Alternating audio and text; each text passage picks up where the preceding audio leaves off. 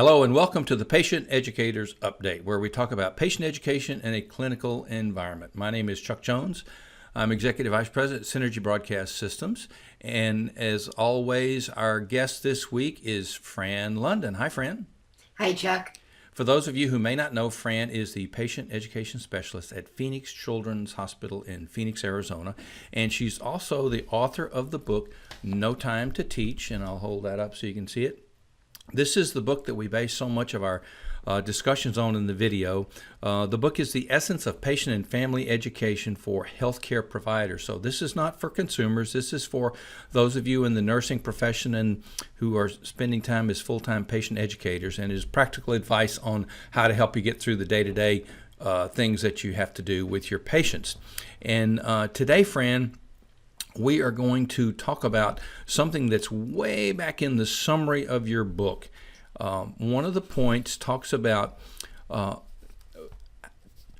learning how to focus on teaching the behaviors and skills related to the highest priorities. And when I first read this, I thought, well, the priority is educating the patient, but it's not just educate, it's what you need to educate them on. And there is a hierarchy that makes a lot of sense. And I'll briefly touch on the four things and then we'll dive into number one. In the book you mentioned number one is informed consent. Number two, self-care skills. Number three, how to recognize problems and knowing what to do.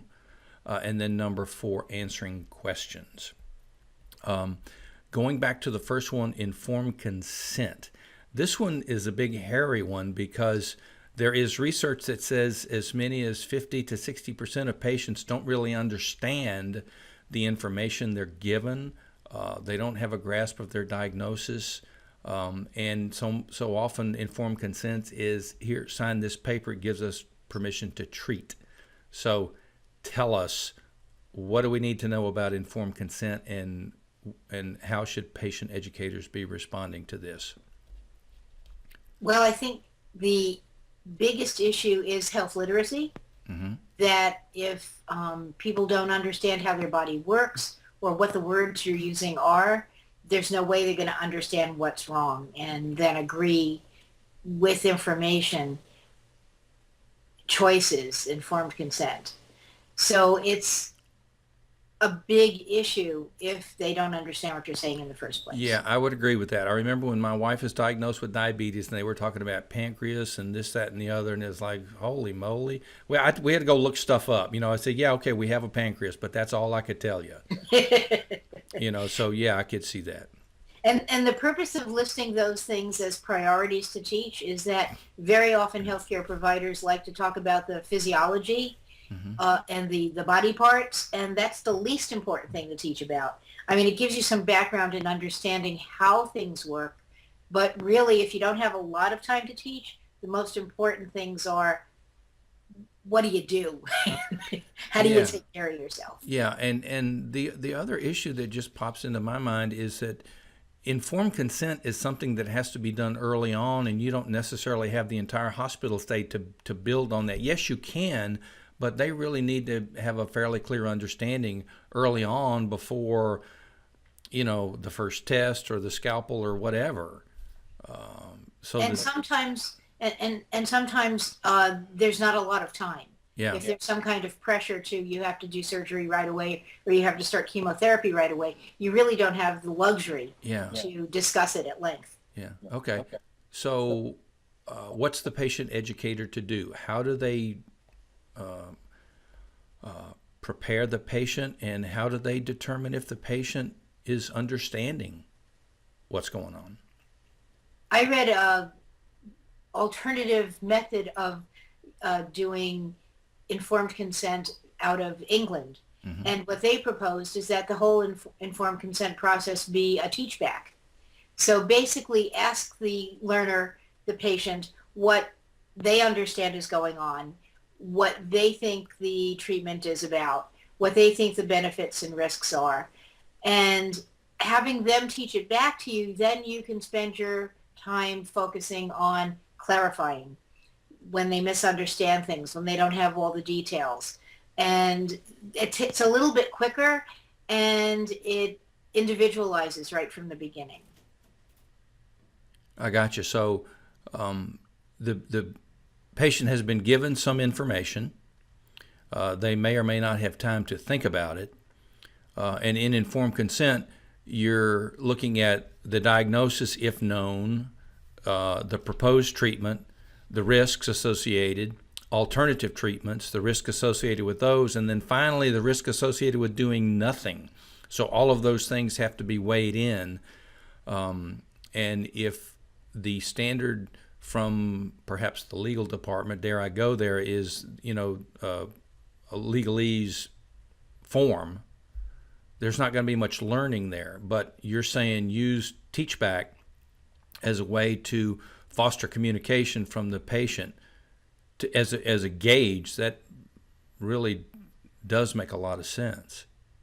And it's a lot quicker than just giving the patient a lecture. Yeah. With all the details where, they phase out in the first 3 sentences. Yeah. And I would imagine if there's a family member there who's also going to be the caregiver, having them chime in is helpful as well, because in many cases they really need to have a handle on what's going on. And they can help ask the questions that maybe the patient is not ready to ask. Yeah. Yeah. Okay. So from a practical standpoint, how would you see this being approached? Let's say that the doctor or the surgeon has had a visit, and then the nurse or patient educator comes in after that. Where do you see their role, and what should they do? Exactly. That basically you're going to have the usual situation where the doctor or the anesthesiologist or whoever comes in gives the information and walks out, and then the nurse basically has to find out if the learner, the patient, has any more questions or how they're doing. So you could start with just asking them, okay, tell me what you understand just happened. What's wrong with you? What's the treatment? What do you know about this treatment? And then go through the process, but in common language. Mm-hmm. Yeah, keep the jargon out of it, because I'm sure the doctor has used a lot of jargon. That's always what confuses me, and I will often say, well, tell me that in terms I can get. And not everybody is able to do that in the moment. They're just overwhelmed. Yeah, there's no question. Okay, so that makes a lot of sense. Informed consent, use teachback as the quickest way to assess what the patient knows, what they understand, and what they can communicate back to you. And then that tells you what you need to do to help them understand better if there appears to be some confusion, and likely there will be.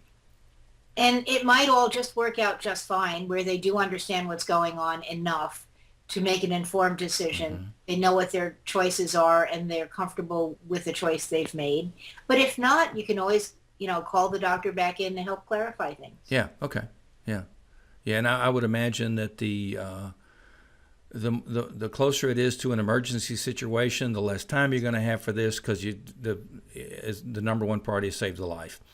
But then the more time there is before you have to start treatment or surgery or whatever, then there's time to make sure the information is there, especially if it could be a day before the actual surgery or whatever happens. So there's more time to build up the knowledge base. Exactly. Okay. All right. Well, that's very helpful information. Now there were 3 other items that were in here, but we're gonna talk about those in other episodes, and try to keep this one short. And those were self-care skills, how to recognize problems and respond, and then answering questions. So we'll address those in at least one more episode, maybe the next one after this. But I think it's important that the informed consent thing be the focus today, because that's really a big deal.